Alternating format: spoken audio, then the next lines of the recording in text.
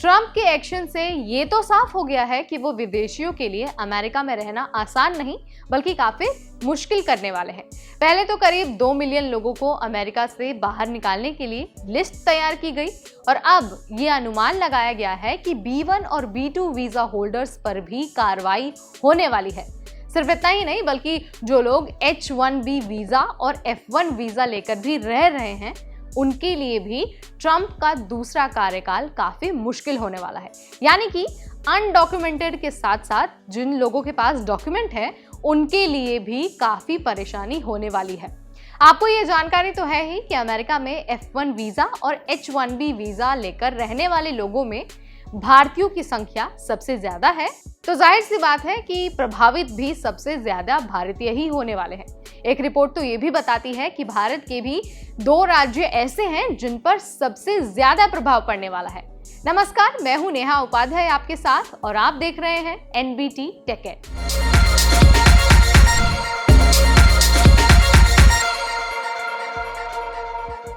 America में H1B visa लेकर काम करने वाले लोगों में भारतीयों की संख्या सबसे ज्यादा है।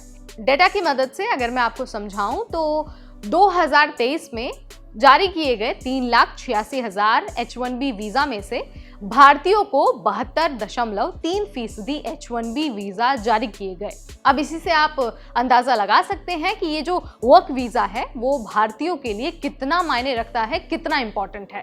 TOI यानी कि टाइम्स ऑफ इंडिया की एक रिपोर्ट के अनुसार Telugu association of north America यानी कि TANA के पूर्व अध्यक्ष मोहन मन्ना पनेनी का कहना है कि उनके पास तेलंगाना और आंध्र प्रदेश से ऐसे लोग हैं जो B1 B2 यानी कि जो लोग ट्रैवल या फिर बिजनेस वीजा पर आते हैं और वो लोग अमेरिका में रसोइये के रूप में काम करते हैं, घरों में काम करते हैं या फिर कई बार स्थानीय दुकानों में काम करते हैं और इसके साथ ही वो अपना वेतन भी गुप्त रूप से कमाते हैं। कई लोग 6 महीने के अंदर अंदर देश नहीं छोड़ते हैं और लगातार 2 से 3 साल तक अमेरिका में ही रहते हैं। वे सभी अवैध अप्रवासी की कैटेगरी में आते हैं। यानी कि मतलब बिल्कुल साफ है, अगर अवैध प्रवासियों यानी कि इलीगल माइग्रेंट्स पर कार्रवाई होती है अमेरिका में तो उसका असर पड़ने वाला है भारत के तेलंगाना और आंध्र प्रदेश के 1 लाख लोगों पर, जिन लोगों के पास B1 B2 वीजा है और वो वीजा अवधि पूरा होने के बाद भी अगर अमेरिका में रुके रहेंगे तो उन्हें कई परेशानियों का सामना करना पड़ेगा। इसके साथ ही उनके खिलाफ कार्रवाई होने की भी पूरी संभावना है। अब हम ऐसा इसलिए कह रहे हैं क्योंकि एक रिपोर्ट ऐसी भी है जो ये कहती है कि वीजा नियमों का अगर उल्लंघन करता है कोई भी तो उनके लिए निगरानी बढ़ जाएगी और अमेरिका में दोबारा एंट्री लेने में लोगों को काफ़ी परेशानी हो सकती है।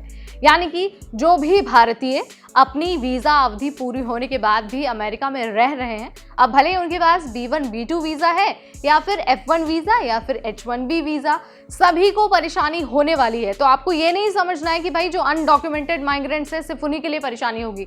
जो वैध तरीके से वहाँ पर गए हैं उन लोगों को भी परेशानी का सामना करना पड़ सकता है ट्रंप 2.0 कार्यकाल में। सो इस बात का आपको ध्यान रखना है और साथ ही आपको सारी चीज़ें मेक श्योर करनी है कि जब आपकी वीज़ा की अवधि पूरी हो जाए तो आप आराम से अपने देश वापस आ जाएं।